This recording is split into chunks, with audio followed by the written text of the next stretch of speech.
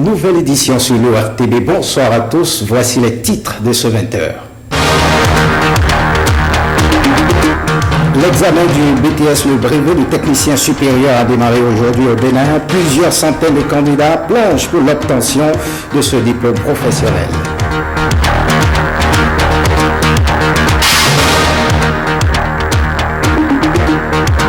Le ministre de la Culture coupe court à la polémique sur le fonds d'aide à la culture. Anjou Koué s'est prononcé sur la question dans une interview accordée à la télévision nationale.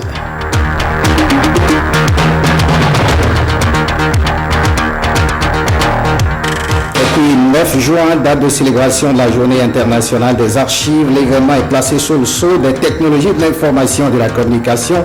À suivre le magazine de Samuel Adini dans cette édition.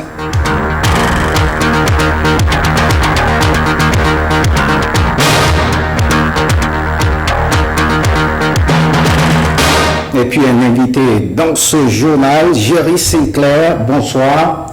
Bonsoir Koudous. Vous êtes en charge de business marketing à MTN Business. Vous êtes sur ce plateau pour nous parler de cette soirée leadership organisée par MTN. Absolument. Merci à vous. À tout à l'heure.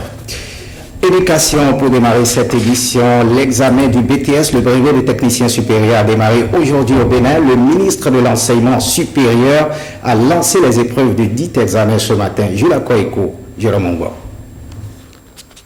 Au lycée technique d'amitié sino-béninoise, Marie-Odile Atanasso est allée lancer le brevet de technicien supérieur pour une soixantaine de candidats en hôtellerie-restauration. Le dispositif d'évaluation a dissipé ses doutes. Je m'inquiétais par rapport aux évaluateurs. Bon, j'ai été rassuré par le superviseur qui a dit que c'est les spécialistes formateurs qui vont les évaluer. Et je suis d'autant contente que cette formation, cet examen rentre dans la ligne droite de la vision du chef de l'État, c'est-à-dire former les étudiants, nos enfants, à avoir une profession à la fin de leur parcours universitaire et scolaire. Ensuite, les grosses pluies de ce jeudi matin ont accompagné la ministre de l'Enseignement supérieur au centre de formation de l'ORTB. Ici, 24 candidats composent un montage audiovisuel. Ils sont tous prêts à travailler comme les collègues que vous voyez ici, qui aussi prennent des images, qui prennent le son, ainsi de suite. C'est ce que nous attendons d'eux, au fait. Je ne savais pas que ça se passait comme ça. J'avais l'impression que les journalistes m'en venaient aux journalistes pour la forme. Maintenant qu'il y a un diplôme qui exige une pratique, c'est une très bonne chose parce qu'on a besoin de professionnels pour bien développer ce pays. Au lycée technique Koulibaly, plus de 200 candidats répartis en 14 salles de composition font le BTS secrétariat bureautique. Nous voulons une administration de développement et que vous dites que vous serez valorisé par votre directeur par la qualité de votre travail. La dernière étape, c'est à Djefa, dans la commune de Semekodji, à l'ISST, où 15 candidats, dont une femme, vont à l'assaut du BTS en maintenance automobile, maintenance des engins de TP et de manutention. On crée des pannes sur le circuit hydraulique, on crée aussi des pannes sur le circuit électrique. On leur a donné des schémas en conséquence. Ils doivent pouvoir lire les schémas pour ce qui est de l'électricité, pour savoir l'élément défaillant et pouvoir le remplacer. Une prouesse du partenariat public-privé. Sans le privé, rien ne peut se faire dans le pays. Et nous aurons quelques années pour le prouver. Que Dieu nous prête vie et bon vent au partenariat public-privé. Une visite dans la salle de cours de l'ISST a mis un terme à cette tournée de lancement du BTS 2016. D'un ministre à un autre, le ministre de l'économie numérique et de la communication dans les locaux de l'ORTB ce jeudi, Rafiatou Moro, pour cette première visite, parle de prise de contact avec les responsables et le personnel de l'office. Igor Ayosso, Ibrahim Lawani. Poignée de main entre le ministre de la Communication et les responsables de l'ORTB. Pour cette première visite, Rafiatou Moro a eu droit à la présentation de l'office. Nous avons sur l'ensemble du territoire 35 centres. Du côté de la télévision nationale, nous avons la chaîne nationale, la plus ancienne, et puis nous avons BB24. Et au niveau de Radio Parcours, c'est une radio qui a été prévue pour porter le message sur l'ensemble du septentrion. Et nous avons également une rédaction web qui a été initiée, qui est en train véritablement une dimension. Il faut dire que toutes ces chaînes-là travaillent en symbiose en réalité. L'ORTB, c'est également 3 autres chaînes de radio, à savoir la Radio Nationale, Atlantique FM et Radio Bénin Alafia pour les langues nationales. Cette visite, au départ de prise de contact, a également pris une allure de séance de travail avec l'exposition de quelques doléances. Les travailleurs de l'ORTB doivent vivre dans de meilleures conditions. Mais qui dit meilleures conditions dit ressources, surtout ressources financières. Je crois que le ministère doit nous aider dans la relecture de notre convention collective. Le DG, à sa prise de fonction, a dit que l'ORTB aujourd'hui ne doit plus fonctionner comme un organe du gouvernement, mais comme un organe de l'État. Et l'État, c'est tous les Béninois.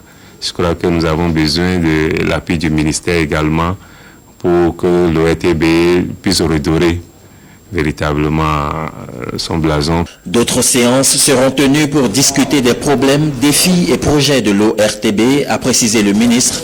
Mais pour l'heure, Rafiatou Monroe veut voir l'office dans une nouvelle dynamique. Je voudrais vous engager dans une démarche de l'ORTB nouvelle génération, l'ORTB nouveau départ, pour que, à l'instar de ce qu'on voit dans les pays qui se respectent, l'ORTB puisse véritablement et définitivement représenter quelque chose de respectable dans le secteur. Je suis prête à vous accompagner en ce qui concerne les problèmes à régler, les défis à relever ensemble. Le ministre de l'économie numérique et de la communication s'est également imprégné des conditions de travail à l'ORTB.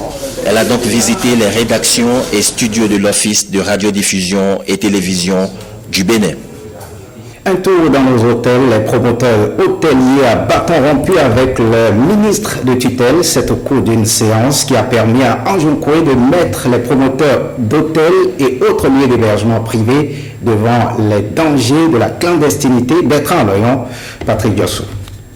Vous voyez quelqu'un dans la rue, dans votre quartier, vous soupçonnez qu'il a quelque chose dans la poche. Informez les commissaires, informez la police. Voilà la consigne de sécurité lancée. Même si l'habit ne fait pas le moine, les boucles aux oreilles masculines et les tatouages sont parmi les marques qui mettent le doute sur l'individu hébergé dans un hôtel agréé. Non agréé, l'hôtel est dit clandestin. On ouvre les lieux d'hébergement et on exerce l'activité sans aucune formalité. Souvent, c'est des maisons qui sont transformées pour recevoir des clients de toute nationalité. La clandestinité fait à la légalité une concurrence déloyale. Sans payer même le transport. Alors là, il y a concurrence déloyale.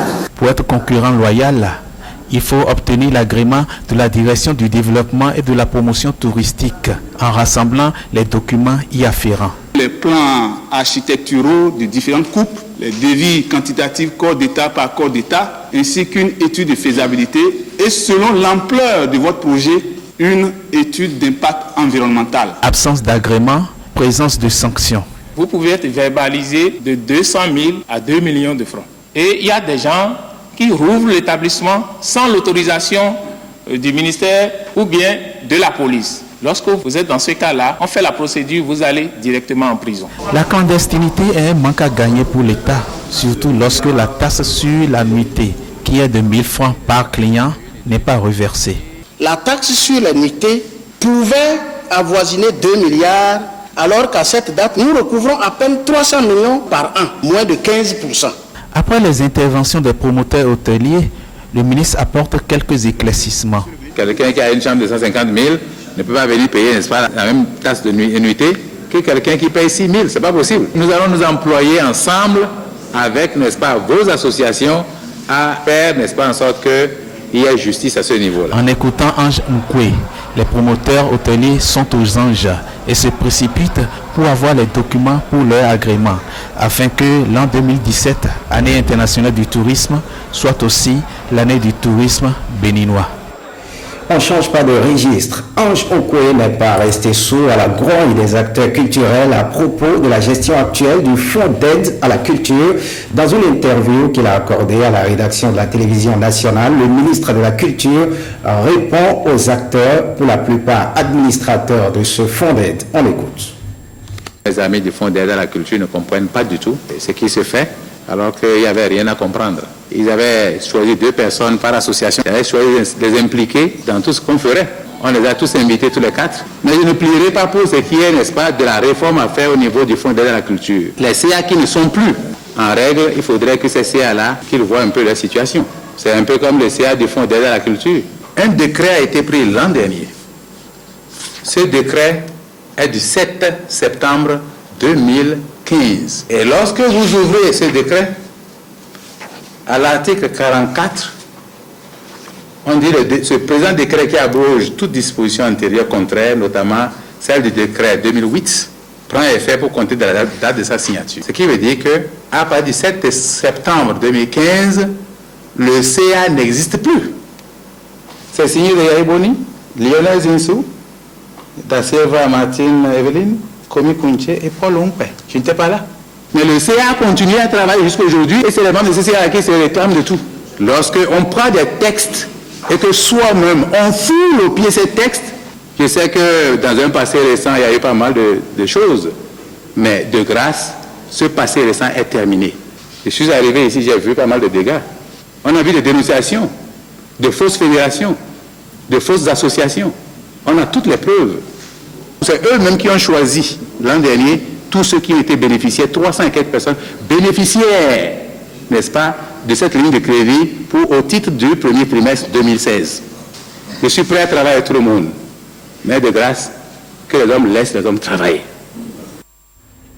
Autre actualité, le ministre Candide Azanaï face au gradé de l'armée aujourd'hui. Il était question pour les officiers de la Grande Muette de présenter au ministre délégué en charge de la Défense nationale la synthèse des travaux sur l'état des forces armées à travers leurs diverses composantes. Le secrétaire général du ministère de la Défense revient ici sur l'essentiel à retenir des sujets examinés au cours de cette réunion. Il est au micro de Renoir Capot. Face aux défis sécuritaires actuels, M. le ministre de la Défense nationale a bien voulu inviter autour d'une table de réflexion la haute hiérarchie militaire pour réfléchir à la question, faire l'état des lieux des forces armées béninoises et envisager les mesures propres à renforcer les capacités des dites forces, à relever les défis de la sécurité militaire. Les forces armées béninoises sont aptes à remplir les missions que le président de la République, chef suprême des armées, assignera aux forces armées béninoises dans l'intérêt, dans le sens de la sécurisation des populations et de leurs biens. Autre actualité, l'ancien député Valentin Somassé accusé d'avoir détourné plus de 193 millions de francs CFA au projet PAFILAV dont il était coordonnateur, a été blanchi le 6 mai dernier par la justice. L'homme s'est prononcé ce jeudi à Cotonou sur le non-lieu général de la justice. Il réclame une réparation morale et plaide pour la mise en liberté des innocents selon lui qui croupissent en prison. Nous vous proposons d'écouter un extrait de sa déclaration au micro de Préven Théo. Le 18 octobre 2012, j'ai été arrêté et déféré à la prison civile de Cotonou, sans aucune plainte initiale, ni de l'État béninois, ni de la Banque africaine de développement BAD, au service desquels j'étais en tant que coordonnateur national du projet d'appui aux filières lait et viande PAFILAV. Une cabale politico-judiciaire a donc été montée de toutes pièces pour me faire accuser de détournement de 193 614 816 francs CFA. En juin 2012, la revue à mi-parcours du projet, revue conjointe réalisée par la Banque africaine de développement et le Bénin, a décerné son satisfecit à la gouvernance du projet. Mieux, les rapports d'audit externe des comptes de ce projet, exercice 2010-2011, ont été acceptés par le Bénin et la BAD. Il aura fallu des mois pour que les preuves que j'ai apportées de toutes ces évidences me valent d'abord ma mise en liberté le 21 mars 2013, soit 5 mois de prison. Et aujourd'hui, l'ordonnance de non-lieu général prononcée par le juge. Mais la nation doit réparer les torts commis. Passons à notre invité, Jerry Sinclair. Vous êtes sur ce plateau, je vous l'avais notifié pour nous parler de cette soirée leadership organisée par MTN Business. Dites-nous, pourquoi une soirée leadership? Alors, bonsoir Koudous. Si vous me permettez, il me plaît de faire un préalable. Un préalable pour dire que tout le monde connaît certainement MTN, mais tout le monde ne connaît pas MTN Business. MTN Business est en réalité cette entité de MTN qui s'occupe des services aux entreprises, des solutions métiers. Donc nous connectons les hommes, les machines et les sites, et nous le faisons bien. Et donc c'est dans cette même dynamique-là que demain nous organisons une soirée de réseautage nommée MTN Soirée Leadership, qui réunira des décideurs, des hommes d'affaires, des dirigeants d'entreprises sur des thématiques de leadership et de management. Et nous avons retenu un thème pour l'événement de demain et un speaker de renom également. Et quel est ce thème? Le thème autour duquel la réflexion de demain sera organisée? Sur la question, il me plaît de vous faire une confidence. C'est un thème qui a été choisi en 30 secondes par le ministre Joseph Diobenou. En 30 secondes par le ministre Joseph Diobenou. Et c'est le leadership dans la pluralité d'activités.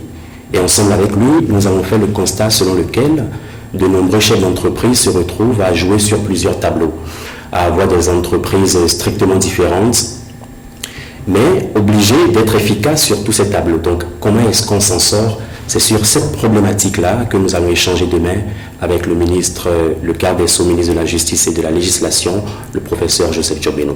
Alors, quels sont les autres invités que vous attendez demain? Sinon, quel est l'invite, le mot que vous avez à l'endroit de vos abonnés et ces invités que vous attendez? Alors, pour nos invités, déjà, nous tenons à les remercier d'avoir accepté notre invitation et d'avoir confirmé leur présence. Et pour les autres abonnés, nous leur garantissons que nous ne ferons pas qu'une seule édition, il y aura bien d'autres soirées leadership et que nous ferons en sorte qu'ils soient davantage impliqués afin qu'à terme, le grand nombre soit impacté. Voilà, donc demain à partir de 19h au Novotel Orisha, MTN Soirée Leadership, un speaker de renom, le professeur Joseph Diobenou, un thème leadership dans la pluriactivité et je crois que la fête sera belle.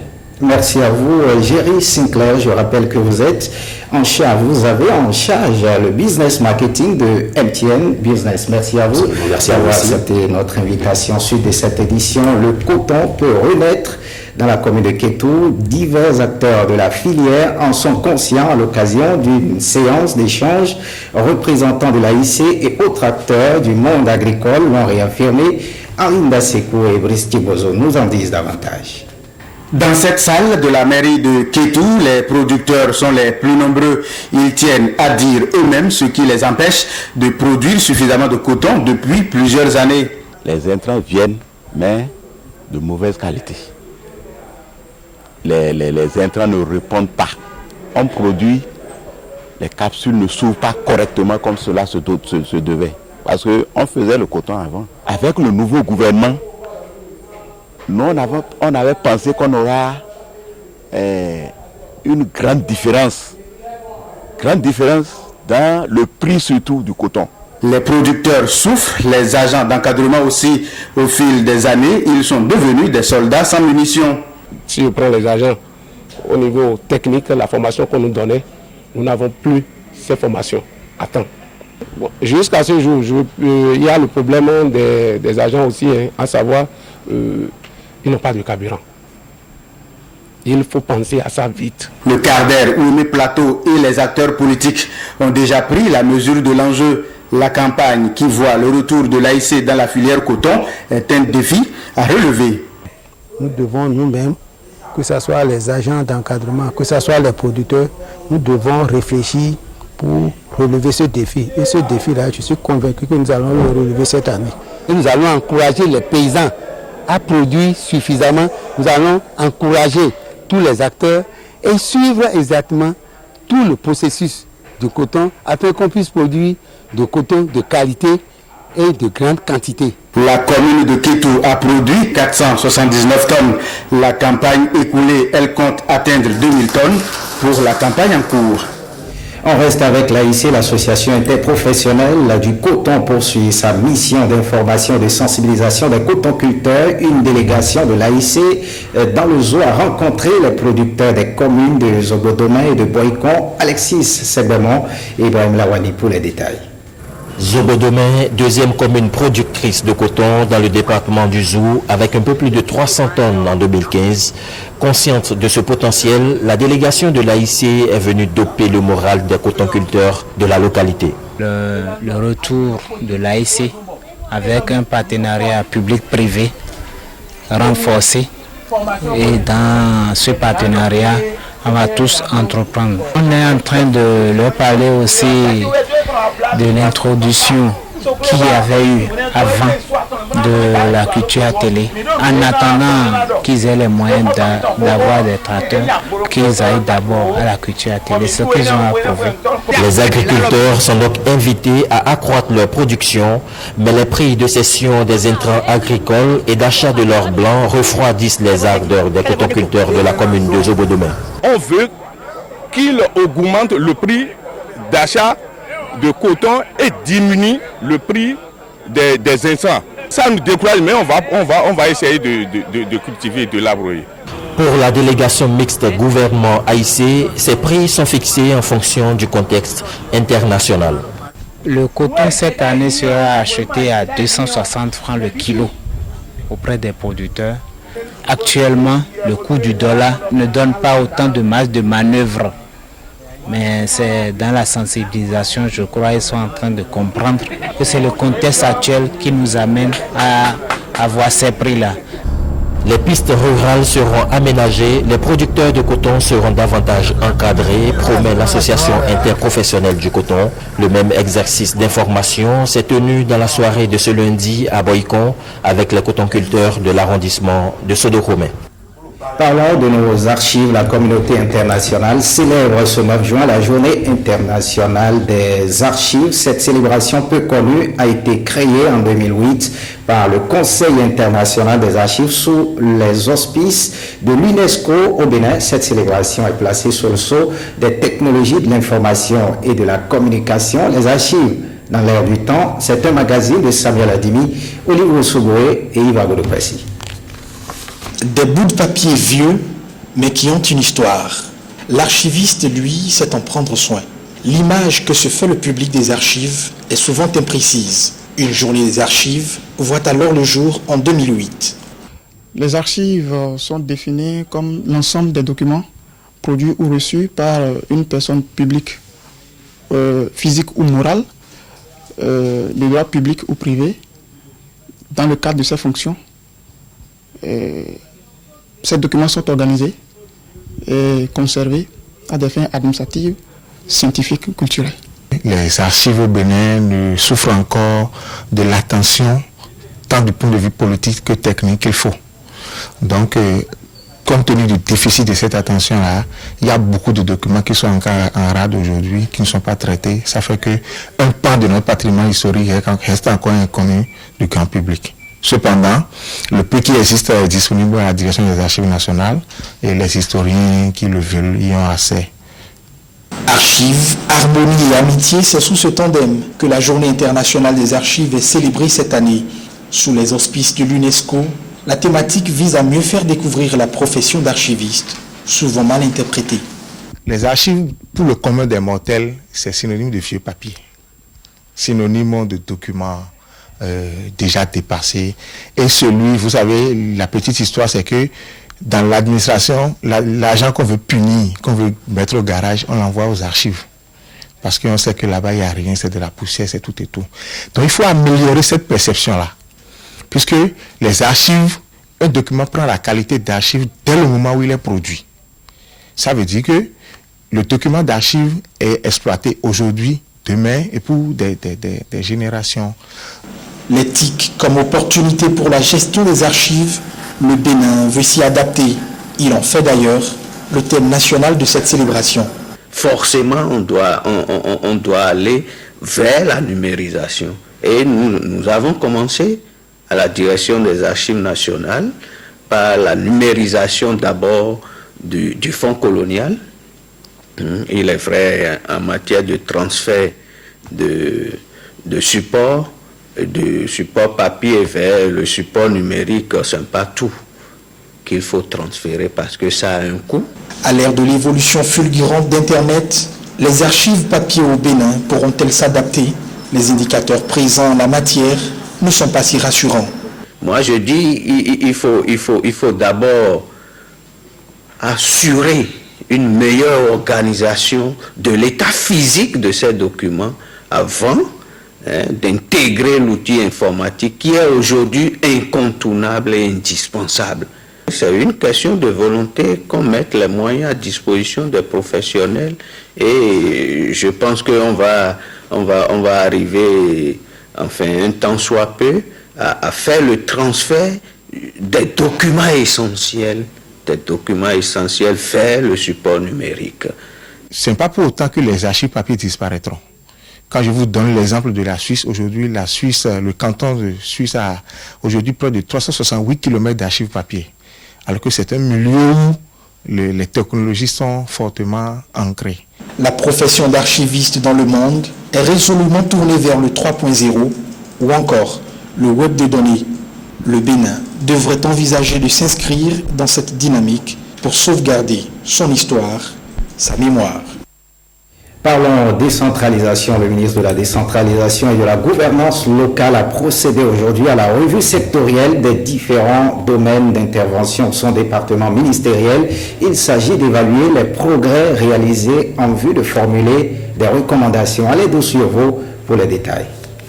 La revue du secteur décentralisation, déconcentration et aménagement du territoire sur la mise en œuvre de la stratégie de croissance pour la réduction de la pauvreté SCRP 2011-2015 au Bénin intervient dans un contexte marqué par la fin de la mise en œuvre de la troisième génération de la SCRP et les objectifs du millénaire pour le développement OMD.